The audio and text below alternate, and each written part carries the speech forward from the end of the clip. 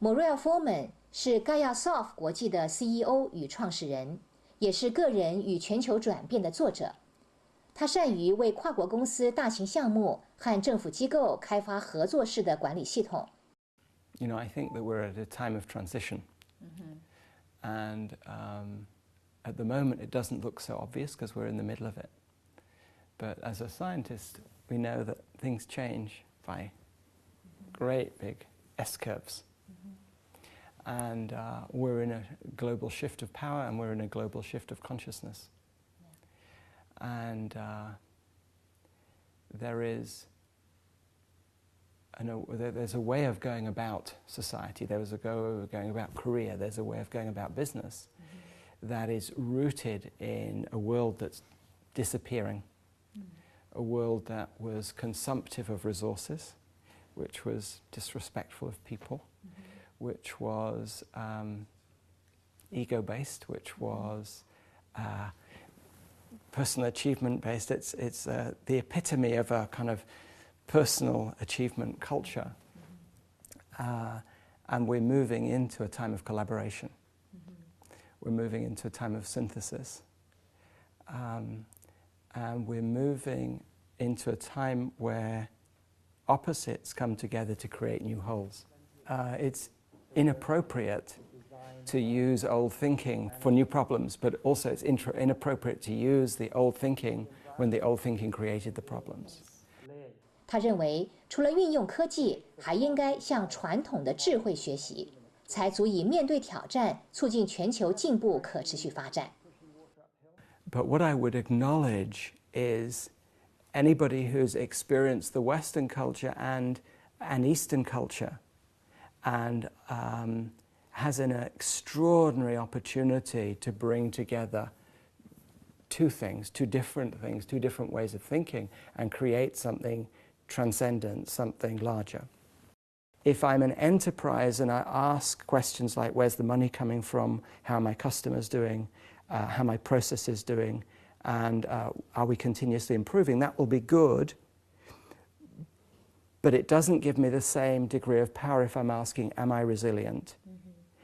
From an end-to-end, cradle-to-cradle perspective, am I sustainable? But I think there's a much bigger question for organizations in this time in history, which is, if you look at biodiversity, if you look at ecosystems, if you look at financial system, if you look at poverty, if you look at resources, we're at a time where things have to change extremely fast. There has to be a massive change. So we're in a time of transition. The question is that planned transition, prepared transition, or is that unplanned scramble towards transition? Is it transition that we're ready for? Is it transition that we're thrown into?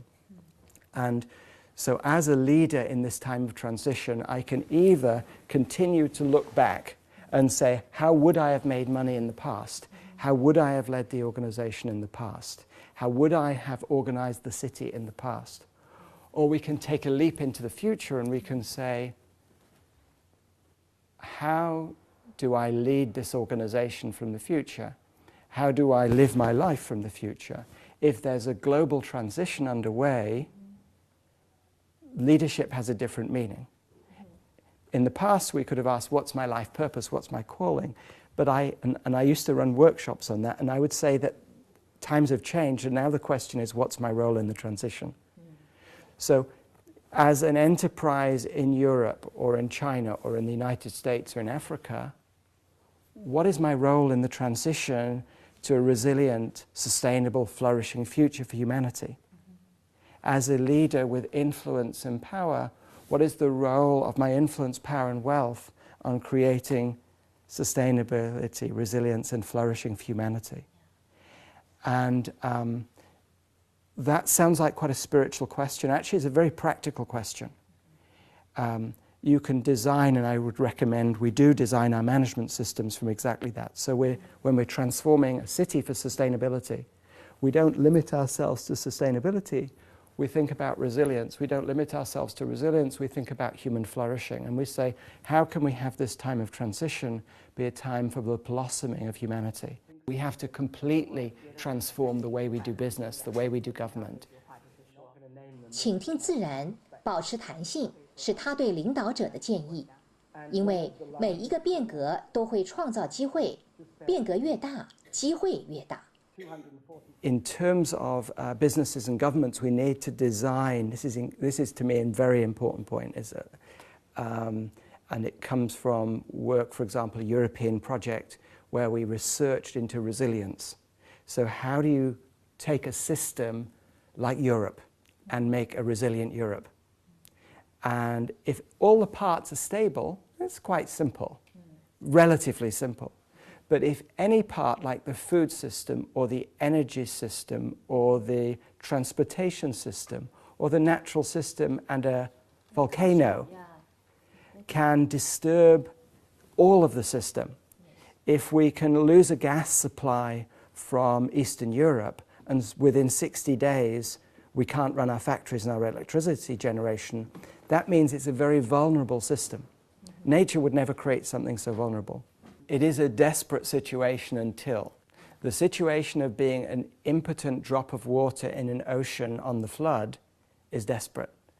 I am flooded with the ocean. So we need a new kind of thinking.